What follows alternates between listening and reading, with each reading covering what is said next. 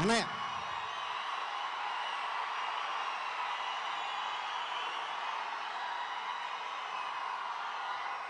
అన్నయ్య మీ ప్రశ్నకి సమాధానం చెప్తాను.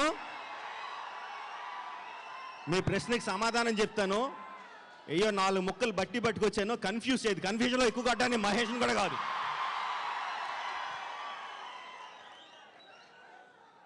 పూరి జగన్ మాట్లాడతానయ్యా, డెఫినెట్గా చెప్తా, సమాధానం చెప్తా. సార్ జగన్ గారు, సభాముఖంగా మీకు ఒకటి చెప్పేస్తున్నానండి.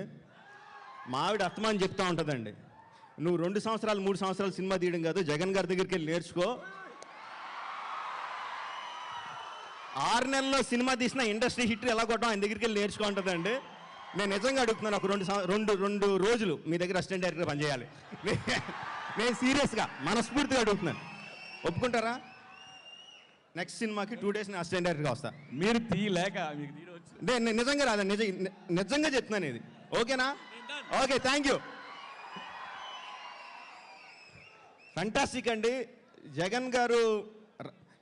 నేను నిజంగా చెప్తున్నాను, మేము ఏదో సంవత్సరం కష్టపడి 2 సంవత్సరాలు కష్టపడి 10-30 రోజుల్లో ఒక ఫైట్ తీసేదో కష్టపడితే ఆయన ఒక్క డైలాగ్తో కొడేస్తాడండి. ఆ డైలాగ్ ఏంటంటే, కన్ఫ్యూజన్ చేయొద్దు, కన్ఫ్యూజన్లో ఎక్కువ కొడేస్తానా. సూపర్ సార్ మీరు అసలు. అండ్ తమన్ దూకుడు సాంగ్ ఇంకా ప్లే అవుతూనే ఉంది. ఈ లోపల ఇంకో హిట్తో వచ్చేసాడు మళ్ళీ. I love you Chennai, I love you అంటే ఒక భాషలో హిట్ సాంగ్ తీయడం కష్టమైతే 3 భాషల్లోనూ హిట్ అయ్యేటట్టు చేయడం చాలా కష్టం. తమన్కి చాలా ఎర్లీ స్టేజెస్లో ఈ ఛాలెంజ్ వచ్చింది. He lived up to the challenge. Congratulations Thaman, this album is going to rock.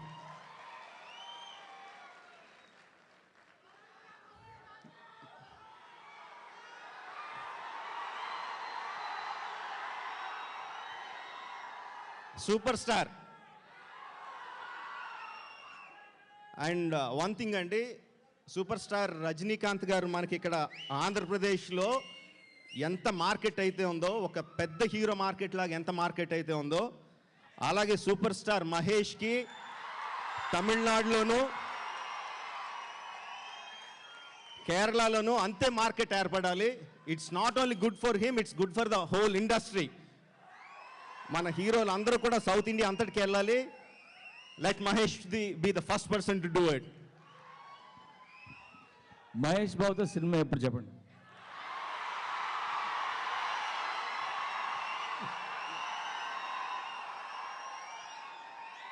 మీతో అడిగించుకోవడం చాలా బాగుంటుందండి.